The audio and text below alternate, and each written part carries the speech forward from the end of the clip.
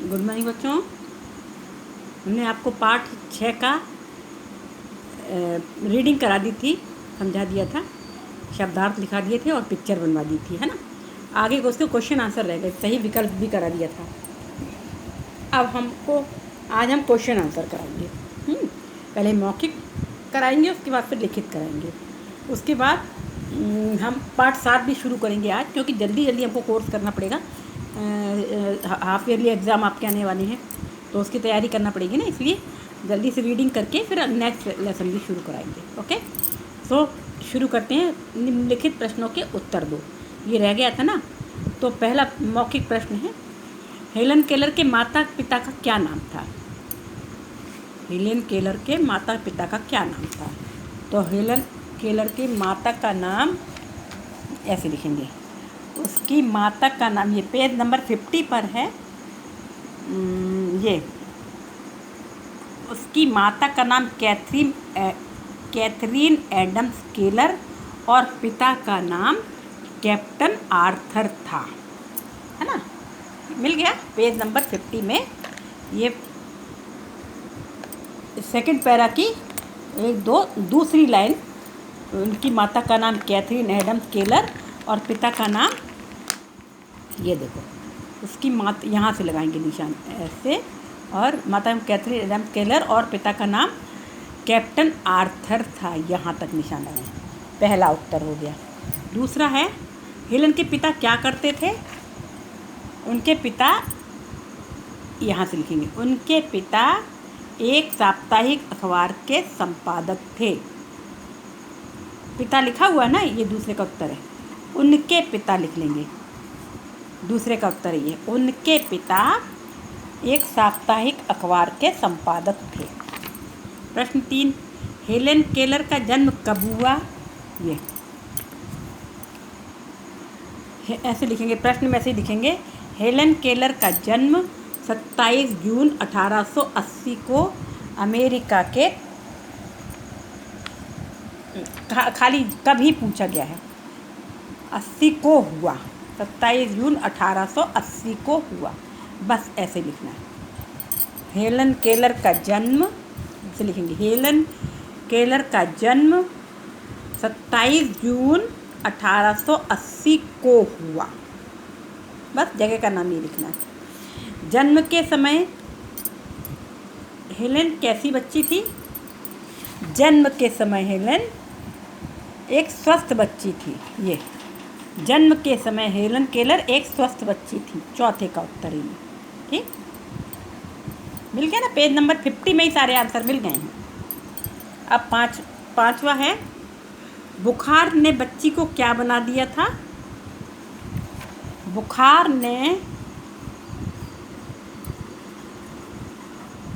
ने बच्ची को दृष्टिहीन तथा बधिर बना दिया था। ये प्रश्न नंबर 5 का उत्तर है, इसी पेज में।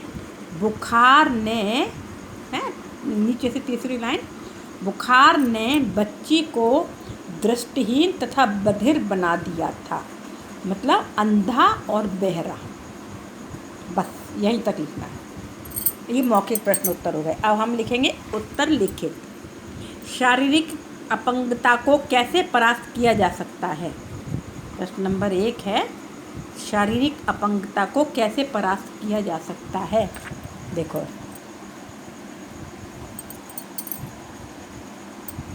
ये देखो यहाँ से प्रश्न नंबर 1, इसका उत्तर, लिखित का उत्तर नंबर 1 पेज नंबर 50 में ही है।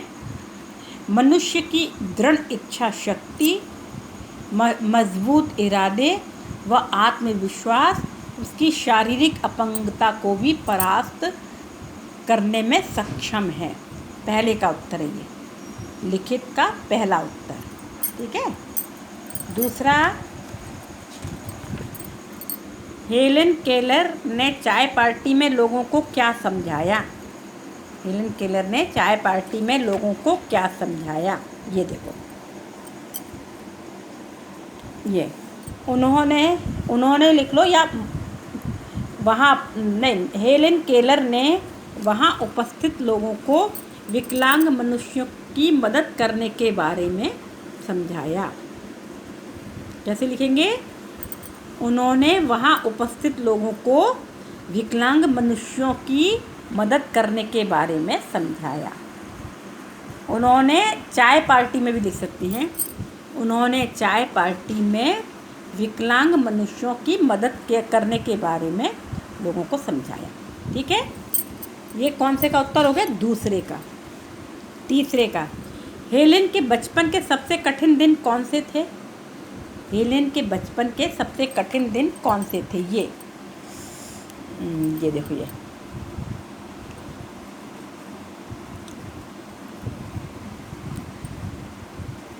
ऐसी हो गई। जब ये बेटी की ऐसी थी, माता पिता से देखें, हेलेन के बचपन के ये सबसे कठिन दिन थे। बुखार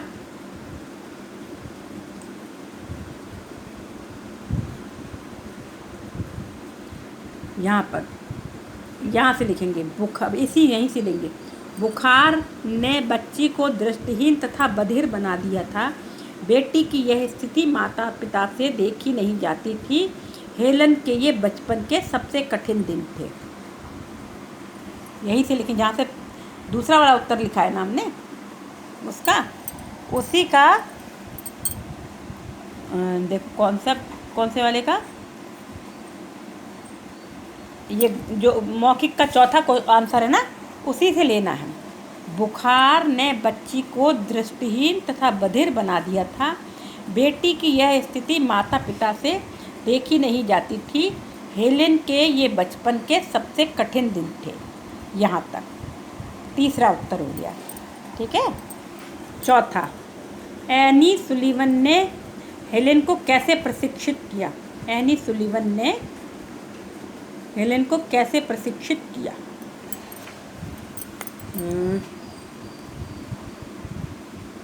यहाँ से पेज नंबर 51 में ये सेकंड पैराग्राफ की तीसरी लाइन, एनी सुलीवन एक ऐसी गुरु थी जिन्होंने प्रेम, धैर्य व लगन का परिचय देते हुए हेलेन को प्रशिक्षित किया।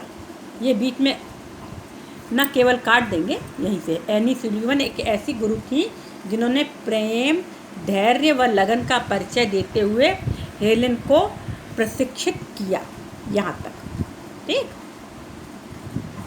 किया तक। अब नेक्स्ट है हेलेन के किन शब्दों से पता चलता है कि वे हार न मानने वाली महिला थी?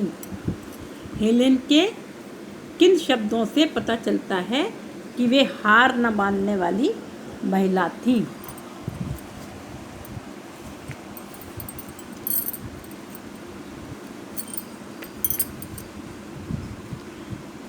ये यहाँ से पता पड़े, यहाँ से होगा उत्तर। पांचवे का उत्तर है ये प्रश्न पेज नंबर 52 में, विश्वास ही वह शक्ति है जिसकी बदौलत ध्वस्त हुआ संसार भी सुख की रोशनी में आबाद हो सकता है। कौन से शब्द हैं? हेलेन के किन शब्दों से पता चलता है कि वे हार न मानने वाली महिला थी? यहाँ से लिखेंगे, विश्वास ही, ये है ना लास्ट 52 का लास्ट की 2 लाइन, विश्वास ही वह शक्ति है जिसकी बदौलत ध्वस्त हुआ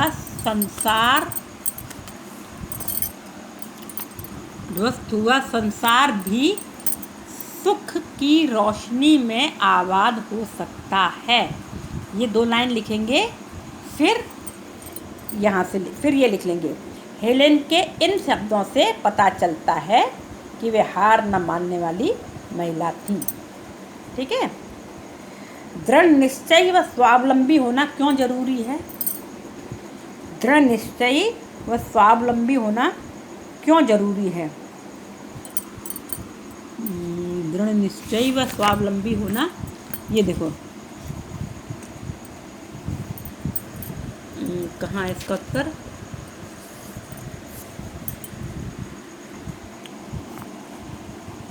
उत्तर नंबर 1 2 3 4 5 6, दृढ़ निश्चय व स्वावलंबी होना क्यों जरूरी है?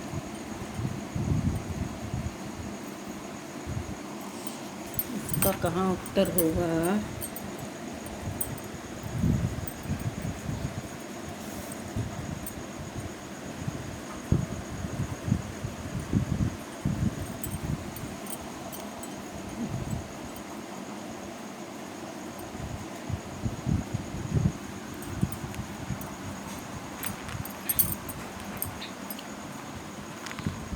दृढ़ निश्चयी व स्वावलंबी होना क्यों जरूरी है?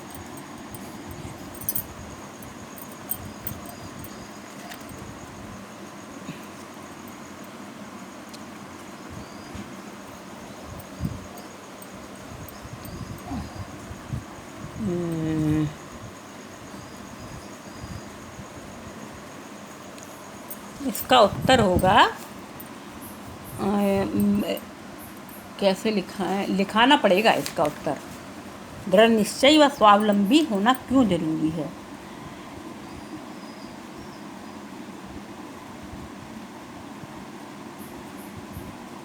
अपने उद्देश्य की पूर्ति के लिए या अपने लक्ष्य की प्राप्ति के लिए दृढ़ निश्चयी व स्वावलंबी होना जरूरी है। अपने लक्ष्य की प्राप्ति के लिए अपने लक्ष्य की प्राप्ति के लिए दृढ़ निश्चयी व स्वावलंबी होना जरूरी है। ये होगा इसका उत्तर। अब अंतिम प्रश्न है, कुछ लोग अन्य लोगों के लिए आदर्श कैसे बन जाते हैं?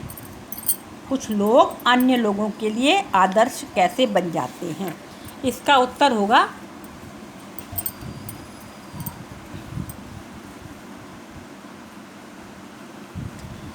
अपनी ये सबसे शुरू में जहाँ आपने शुरू किया है, ये लेसन शुरू हुआ है, वहाँ पर अपनी धुन के पक्के, लगनशील व साहसी मनुष्य अपनी शारीरिक विकलांगता को अपना रास्ता बाधित नहीं करने देते। वे अपने दृढ़ निश्चय से अपनी कमज़ोरियों पर विजय प्राप्त करते हैं और विश्व के लिए एक मिसाल बन जाते हैं। इसका पूरा उत्तर है ये यहाँ से लेकर के 7वां, ये ठीक है, यहाँ 7वां आंसर है। ठीक है, तो ये हो गया आपके क्वेश्चन आंसर। अब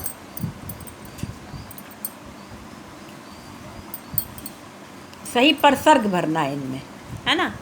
सही परसर्ग मतलब परसर्ग, हेलन केलर परिस्थितियों से हार नहीं मानती थी, पहले में होगा खाली स्थान।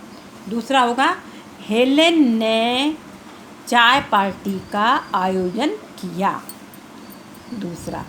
तीसरा, एनी ने हेलेन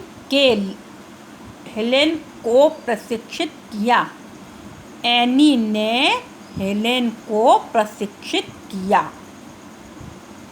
नंबर 4, ध्वस्त संसार सुख की रोशनी में आबाद हो सकता है, ध्वस्त संसार सुख की रोशनी में आबाद हो सकता है।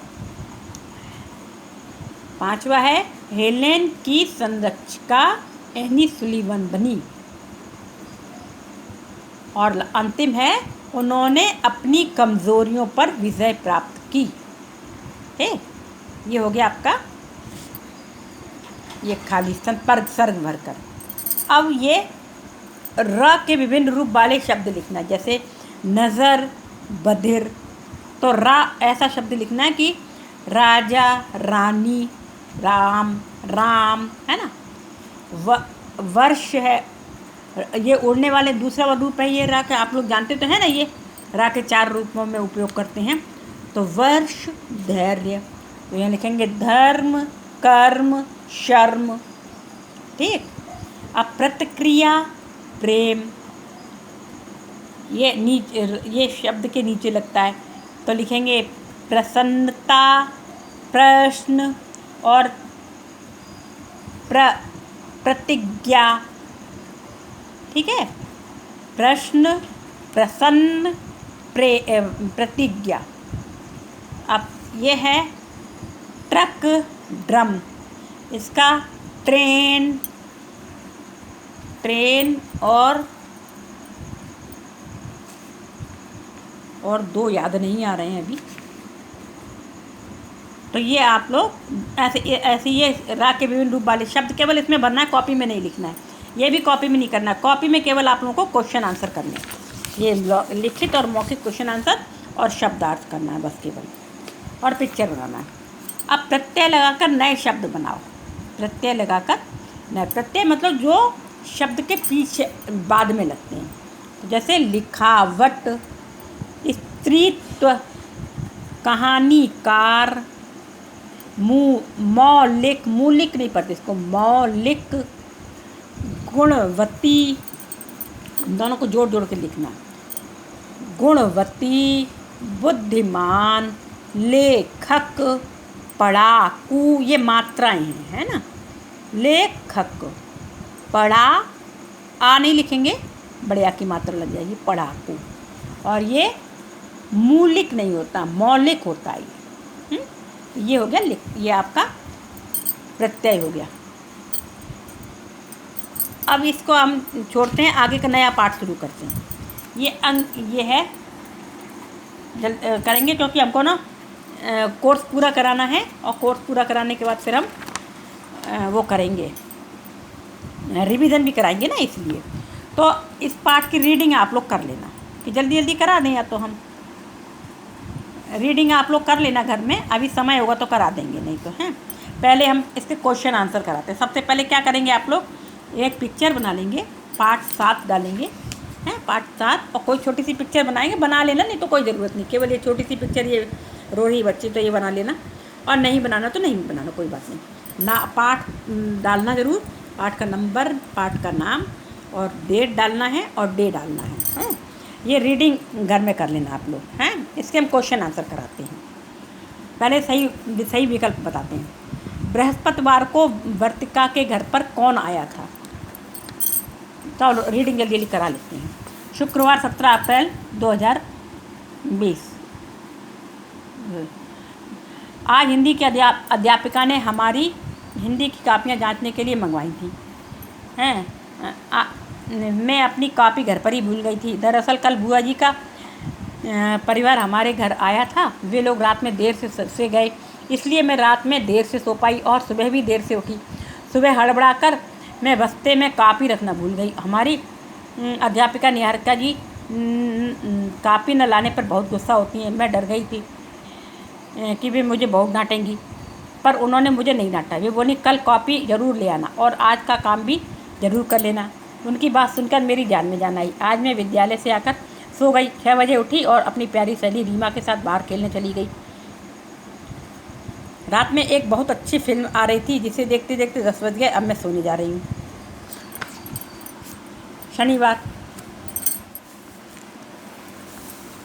आज सुबह जैसे ही मेरी आँख खुली, मुझे याद आया कि मैंने हिंदी का गृह कार्य नहीं किया। मैंने सोचा कल तो डांट नहीं पड़ी, पर आज ज़रूर पड़ेगी। मैंने सोचा कि मैं आज विद्यालय ही नहीं जाती। मैंने पेट दर्द का झूठा नाटक किया। मम्मी पापा दोनों छुट्टी लेकर मेरी देखभाल करी, घर पर ही रुके। उन्हें मेरी वजह से अपना ज़रूरी काम छोड़ना पड़ा। मुझे बहुत बुरा लग रहा था। मैं बिस्तर पर लेटकर रोने लगी। घबराए हुए मम्मी पापा मेरे पास आए। मैंने रोते हुए उनको सारा सच बता दिया। मैं हैरान थी कि मेरे झूठ बोलने पर दोनों ने मुझे कुछ नहीं कहा, बल्कि मुस्कुराते हुए पापा ने कहा, बिटिया मुझे खुशी है कि तुमने सच बोलने की हिम्मत दिखाई। तुम्हें अपने झूठ बोलने पर अफसोस है, यह अच्छी बात है। मैंने उन दोनों से वादा किया कि मैं अब कभी झूठ नहीं बोलूँगी। मम्मी ने कहा, अब छुट्टी हो ही गई है तो हिंदी का गृह कार्य पूरा कर लो ताकि हम लोग घूमने जा सकें। मैंने अपना गृह कार्य पूरा किया और फिर हम घूमने चले गए। हमने खूब मस्ती की, पर शाम को मेरी सहेली रीमा की मम्मी से मेरी मम्मी की किसी बात पर बहस हो गई। रविवार 19 अप्रैल। आज छुट्टी थी। अगर सब ठीक होता तो हर इतवार की तरह आज भी मैं रीमा के साथ मैं और रीमा खूब मस्ती करते, पर मेरा मन रीमा के बिना बिल्कुल नहीं लग रहा था। मुझे एक उपाय सूझा। मैंने मम्मी की तरफ से क्षमा याचना कार्ड बनाकर और मम्मी की नज़र बचाकर रीमा की मम्मी को दे आई। ऐसा लग रहा था कि कार्ड पढ़कर वे खुश हो गईं। उन्होंने भी जल्दी से माँ के लिए एक क्षमा याचना कार्ड बनाकर मुझे दिया और माँ को देने के लिए कहा। अभी मैंने वह कार्ड अपने पास ही रखा है। कल सुबह स्कूल जाते समय उन्हें वह कार्ड दे दूँगी ताकि जल्दी में मम्मी मुझसे और कुछ ना पूछ सकें। वर्तिका, सोचकर बताओ वर्तिका के स्कूल से वापस आने पर उसकी माँ ने क्या किया होगा, है ना। तो ये हमने रीडिंग की पार्ट की। अब क्या करेंगे, शब्दार्थ लिखना है। 3-4 शब्दार्थ हैं, लिख लेंगे, सब लोग लिख लेंगे, है ना। अब इसको वो करते हैं, सही विकल्प। बृहस्पतिवार को वर्तिका के घर कौन आया था? मौसा जी का परिवार, मामा जी का परिवार, बुआ जी का परिवार, चाचा जी का परिवार। किसका परिवार आया था? बुआ जी का। बुआ जी पर निशान लगाओ। शनिवार को वर्तिका ने क्या नाटक किया? हाथ दर्द का, बुखार का, सिर दर्द का, पेट दर्द का। किसका नाटक किया था? पेट दर्द का। रविवार को वर्तिका ने किसका कार्ड बनाया? शुभकामना का, क्षमा याचना का, जन्मदिन का, धन्यवाद का। किसका बनाया था? क्षमा याचना का। हो गया। अब हम क्वेश्चन आंसर करेंगे। मौखिक प्रश्न सबसे पहले वो आपको करना ही है। निम्नलिखित प्रश्नों के उत्तर लिखें, फिर मौखिक और फिर प्रश्न। पहला प्रश्न क्या है? वर्तिका की कॉपी कहाँ थी? वर्तिका की कॉपी घर पर थी। घर पर थी ना। वर्तिका ने 6 बजे उठकर क्या किया? वर्तिका ने 6 बजे उठकर क्या किया? वर्तिका 6 बजे उठकर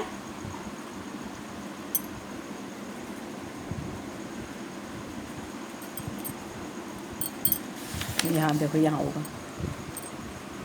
6 बजे उठी और अपनी प्यारी सहेली रीमा के साथ बाहर खेलने चली गई।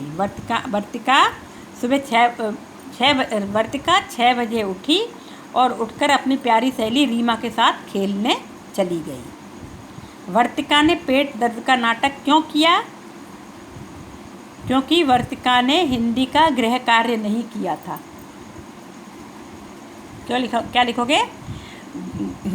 वर्तिका ने हिंदी का गृह कार्य नहीं किया था, इसलिए उसने पेट दर्द का झूठा नाटक किया।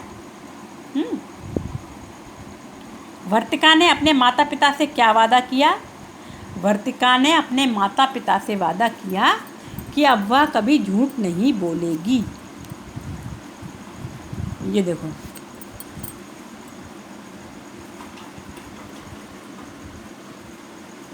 ये वर्तिका ने, मैंने की जगह क्या लिखेंगे? वर्तिका ने। यहाँ से वर्तिका ने उन दोनों से वादा किया कि मैं अब कभी झूठ नहीं बोलूँगी, है ना। यह इतवार हर इतवार से अलग कैसे था?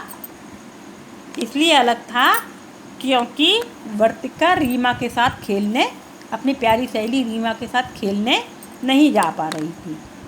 हर इतवार की तरह आज भी रीमा को मस्ती, हर इतवार को यह इतवार हर इतवार से कैसे अलग था? हर इतवार को हर इतवार को वर्तिका अपनी सहेली रीमा के साथ खेलती थी, लेकिन इस इतवार को वह रीमा के साथ नहीं खेल पा रही थी। अब लिखित प्रश्न उत्तर। वर्तिका कॉपी रखना क्यों भूल गई थी? वर्तिका की ये है, यहाँ से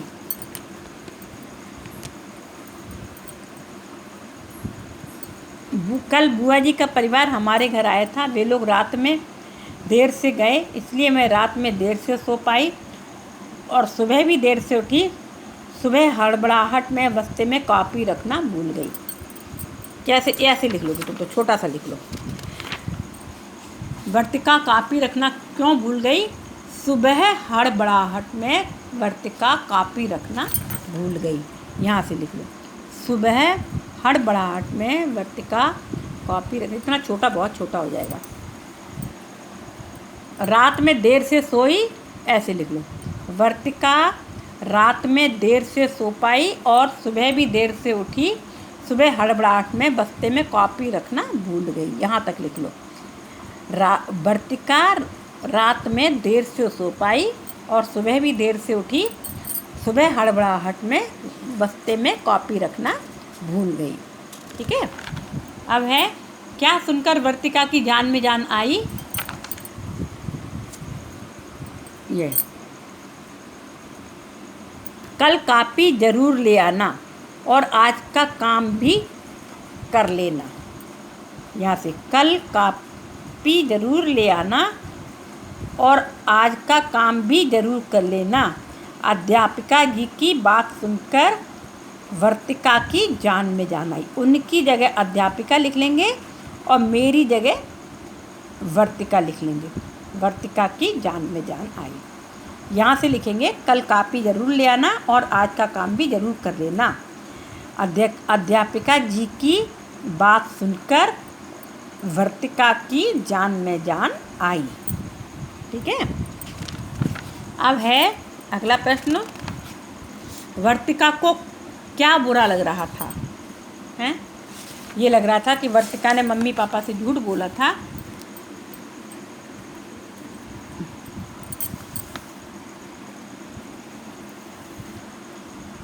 ये मम्मी पापा को मेरी वजह से अपना ज़रूरी काम छोड़ना पड़ा। इसको कैसे लिखेंगे? इसको बना के लिखना पड़ेगा। वर्तिका को क्या बुरा लग रहा था कि वर्तिका के झूठ बोलने की वजह से मम्मी पापा को अपना ज़रूरी काम छोड़ना पड़ा। यह वर्तिका को बहुत बुरा लग रहा था। जैसे ये लिखा है ना, ये मेरी देखभाल के लिए मम्मी पापा दोनों छुट्टी लेकर मेरी देखभाल करी, घर पर ही रुके। उन्हें मेरी वजह से अपना ज़रूरी काम छोड़ना पड़ा। यहाँ से अच्छा लगा लो, मम्मी पापा दोनों छुट्टी लेकर मेरी देखभाल के लिए घर पर ही रुके।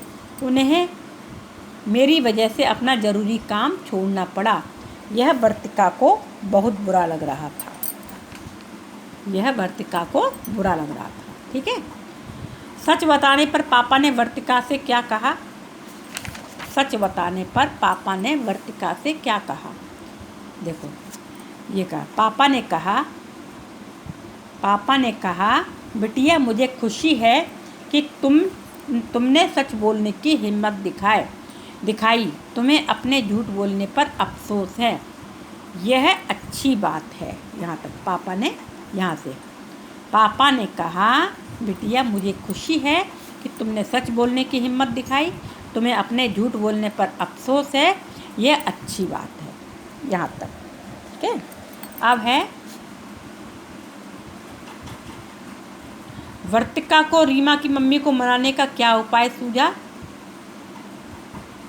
वर्तिका को रीमा की मम्मी को मनाने का क्या उपाय सूझा? वर्तिका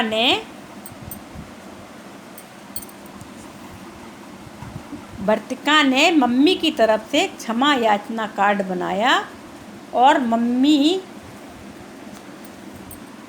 की नज़र बचाकर रीमा की मम्मी को दे दिया। क्या यहाँ कहाँ से लगाओगे?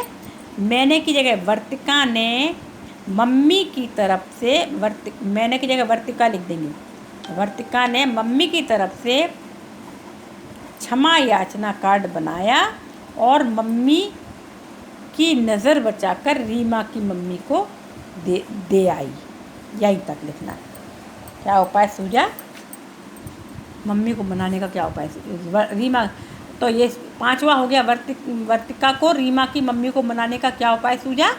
वर्तिका ने मम्मी की तरफ से एक क्षमा याचना कार्ड बनाया और मम्मी की नज़र बचाकर रीमा की मम्मी को दे आई। ये उपाय सूझा। कार्ड पाकर रीमा की मम्मी ने क्या किया? अब ये है, इसका उत्तर ये है।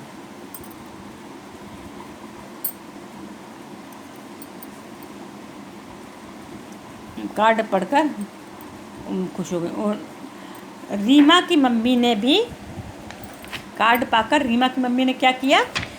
उन्होंने की जगह रीमा की मम्मी ने भी जल्दी से माँ के लिए एक क्षमा कार्ड बनाकर वर्तिका को दे दिया और माँ को देने के लिए कहा। मुझे की जगह वर्तिका, रीमा की कहाँ से लिखोगे? उन्होंने की जगह रीमा की मम्मी ने भी जल्दी से माँ के लिए एक क्षमा कार्ड बनाकर रीमा को दिया और माँ को देने के लिए कहा। ये ठीक है, यहाँ से लेके यहाँ तक। ठीक है, ये हो गया। अब क्या करेंगे, अब क्या है भाई, फिर वही उपसर्ग इसको अलग अलग करना है। जो शब्द, तो ये हो गया, क्वेश्चन आंसर पूरे हो गए ना। इनको अच्छे से लिख लीजिएगा सुंदर सुंदर राइटिंग में, और याद भी करते जाइए साथ साथ में। अब हम करेंगे ये उपसर्ग व मूल अलग अलग करना। अभी हमने उपसर्ग और मूल जोड़कर वो बनाए थे ना ये, इसमें पाठ ये देखो, ये नहीं, इसमें प्रत्यय बनाए थे, प्रत्यय, सॉरी। अब ये उपसर्ग हैं, जो शब्द के पीछे लगते हैं वो प्रत्यय कहलाते हैं, जो शब्द के पहले लगते हैं वो उपसर्ग कहलाते हैं। अब इसमें उपसर्ग और प्रत्यय को, उपसर्ग और शब्द को अलग अलग करना है, मूल शब्द और उपसर्ग को अलग अलग करना है। जैसे लापरवाह, लापरवाह का क्या होगा, ला अलग कर देंगे और परवाह, ला अलग करेंगे, केवल ला अलग करेंगे और परवाह,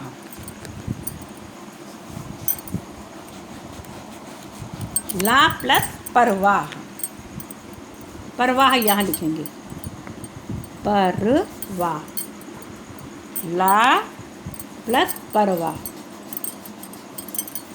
दूसरा है निडर, तो नी प्लस डर, ठीक है।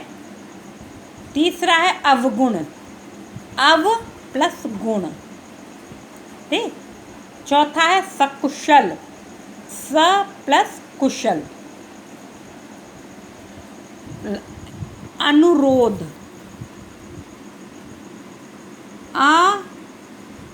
अनु प्लस रोध।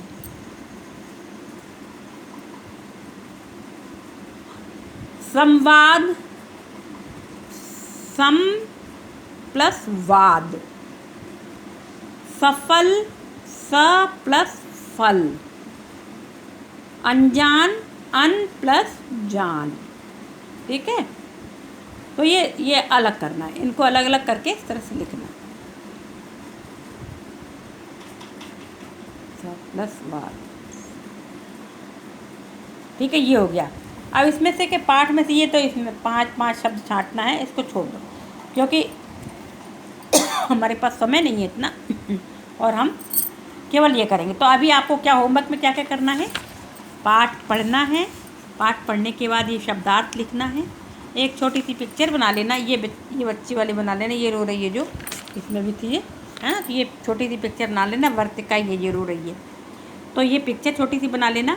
उसके बाद शब्दार्थ लिखना है, लाइन के शब्द और अर्थ लिख करके, और क्वेश्चन आंसर ज़रूर लिखना है सुंदर सुंदर राइटिंग में। हर प्रश्न और उत्तर लिख करके एक लाइन छोड़ना है, इस तरह से करना है, तो क्वेश्चन आंसर लिख लेना है। और उसके बाद क्या करना है, ये लिखित प्रश्नोत्तर भी लिखना है, और लिखने के बाद इनको याद भी करते जाना है, क्योंकि दिवाली के तुरंत बाद आप लोगों के एग्ज़ाम है ना। और बाकी ये इसी में बुक में ही भरना है, केवल ये कॉपी में नहीं करना है, ये इसको बुक में ही करना है। इस तरह से ये आपका पाठ हो गया अब पूरा। अब हम कराएंगे आपको ये अगले पीरियड में हम आपको क्या कराएंगे, ये पाठ 8 पढ़ाएंगे, अनमोल वचन। पाठ को समझाएंगे भी, और समझाने के बाद इसके क्वेश्चन आंसर और ये सही विकल्प सब कराएंगे, ठीक है। ये तो इस तरह से हमारा ये आज का वो पूरा हुआ। इसको ज़रूर याद से कर लेना और याद भी करते जाना, है ना, क्योंकि अब अपना होने वाला है हाफ ईयरली एग्ज़ाम, S1 का एग्ज़ाम होने वाला है, तुरंत दिवाली के तुरंत बाद होगा। तो ठीक, okay, good night, good day.